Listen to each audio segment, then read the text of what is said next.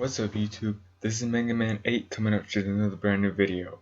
Alright guys, so today I just saw the Star Wars Force Awakens this weekend. This was opening weekend. So for today you guys, I'm going to be doing my review of this movie.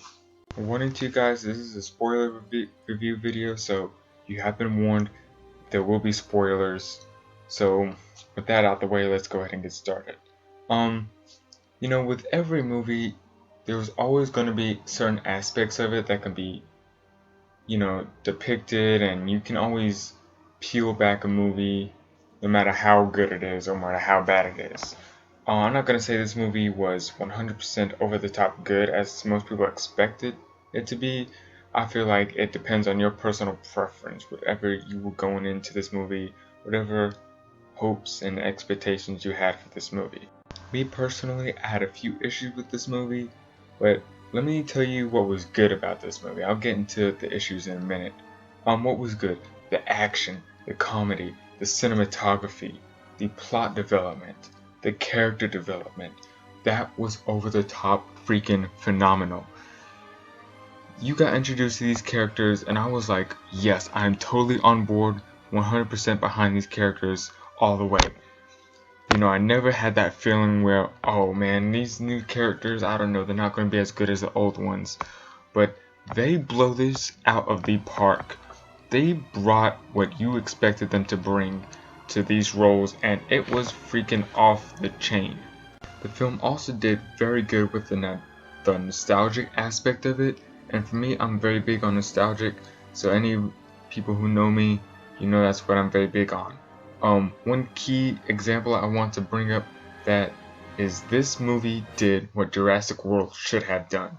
Anytime you make a sequel to a movie that came out in the 80s or the 90s, or came out back in the day, and you revamping it, and you want to pay homage to some of the nostalgic, you've got to do it right, and this movie did it. So that's pretty much all I have to say about the good aspects of this movie. So with that out of the way, let me talk about some of the things that I didn't like as much. The first point that I want to bring up is the lack of explanation on, the backstory. We are thrown into this movie and it's totally out of the blue. It's been, 30 years or whatever, and so much exhibition has happened, so much story arc has happened that it's not explained. And for me, that's a major issue, and it really got under my skin. What I wanted to see was Luke become the new Ben Kenobi, him training new recruits or new young Jedis to become masters and whatnot, and that happened, but it didn't happen in this movie. Trying to rush in the backstory of what happened, how people got where, who got to this position, whatnot, that was really something that threw me off. And it kind of took me out of this movie because I didn't know what was going on. I was kind of just thrown into this movie. So the next bit of news I want to talk about is the villain. How was the villain in this movie? Well, for me the villain was kind of weak, and I'm sorry, but he was. And I don't blame J.J. Abrams, and I don't blame the actor who plays Kylo Ren. I blame the fan base. When you are filling the shoes for one of the greatest villains in cinematic history, Darth Vader, that's some pretty big shoes to fill. Now the reason why I say he's weak is because of the way he's portrayed in this movie. That first shot, when you see him on screen, he looks menacing, he looks sinister and intimidating and just evil. But then as the movie goes on, he starts to get weaker and weaker. He starts to break down a little bit and starts to open up and not be as evil and not as menacing.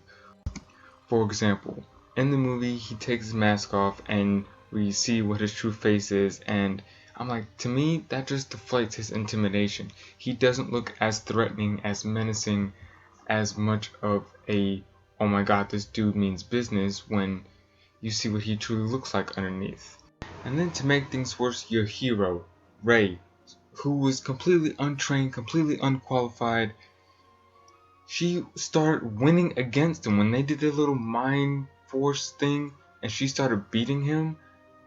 Again, that deflates his threat level just a little bit, and he becomes not as menacing, not as big and scary villain as they would have liked him to be, or what they were building him up to be.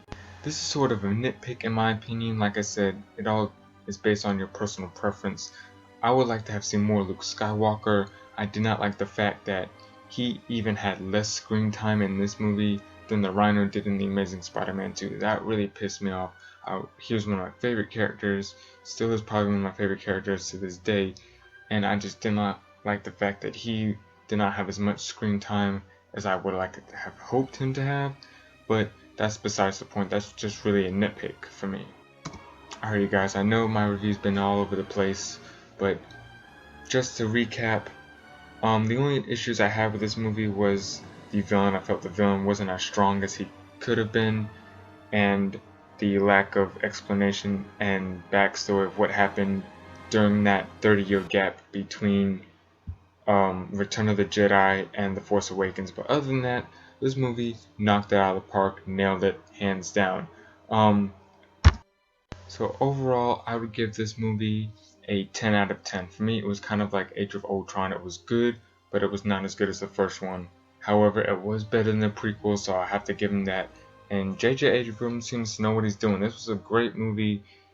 It definitely was way better than the prequels, and it lived up to the nostalgic, and it lived up to the original trilogy very well, and it was just all around a good movie. Again, what I was talking about earlier, that was more me nitpicking as a fanboy, but not really major plot holes in far as the storyline itself. Again, the villain being weak, that can be fixed when the sequel to this movie comes out, and they can start elaborating more on the villain aspect of things. But yeah, so that's all I have for you today, you guys. Please make sure you like this video, comment below what you thought of this movie, have you seen it, and what are your ideas and opinions on it. And I'll catch you guys later. This is Mega Man 8. Got it memorized. There is a wild fire inside you, burning desire you can't